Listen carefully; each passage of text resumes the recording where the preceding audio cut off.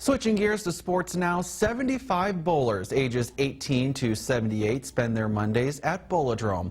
Each one is a valuable member of the Special Forces League. As Brittany Cooper shows us, these competitive spirits all love the game and, more importantly, appreciate each other's company.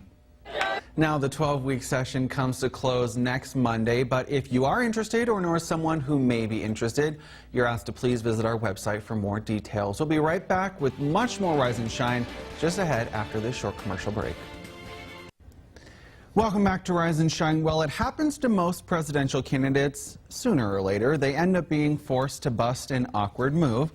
Donald Trump did a bit of what is called dad dancing as he was serenaded recently on stage. Of course, CNN's Jeannie Mose reports.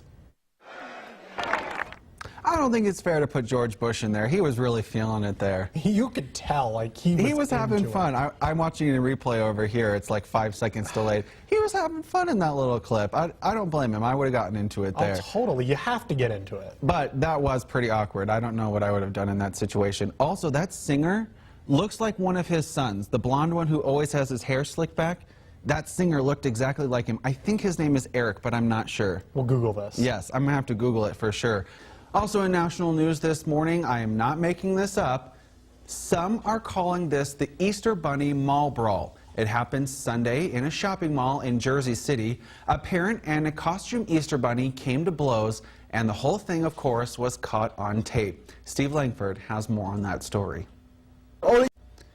Good morning, Southern Idaho, and thank you very much for tuning into Rise and Shine this morning. It is Tuesday, March the 22nd.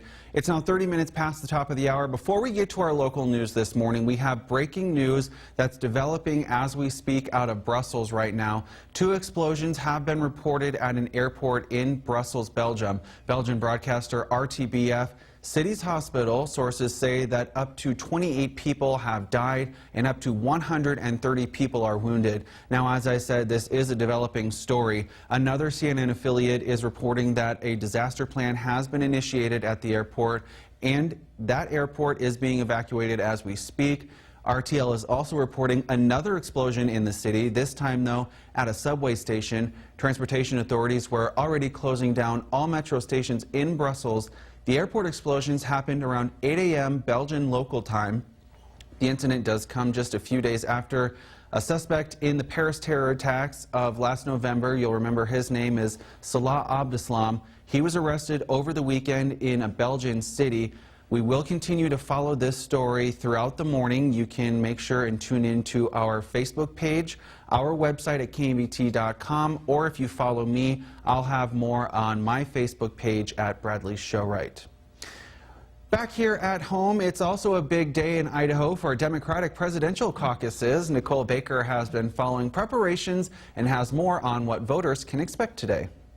Now, anyone who's eligible to vote in the November elections can attend the caucus, which means 17-year-olds who will be 18 by November, as well as those who will be legal citizens by November, can attend. You can find full lists of locations for the caucus over on our website at KMBT.com.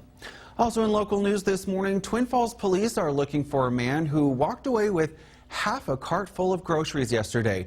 Smith's grocery store in Twin Falls reported a suspicious older white male who loaded the goods into a blue Dodge minivan bearing Jerome County 2J license plates and drove away without paying. The suspect has been described as an older white male wearing a dark gray coat with sunglasses.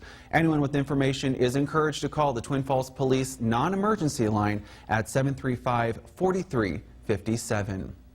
A Buell seed farmer has pleaded guilty to misleading consumers over whether the farm seeds are organic. In a plea agreement, Saul farm owner Rosa Saul admits to buying hundreds of thousands of pounds of non-organic seeds and reselling it to consumers as organic seed. The mislabeled products were sold under the Bliss Seeds name. The company was selling the mislabeled seeds for the last 5 years. Prosecutors estimate that the farm operation cheated consumers out of about $2 million.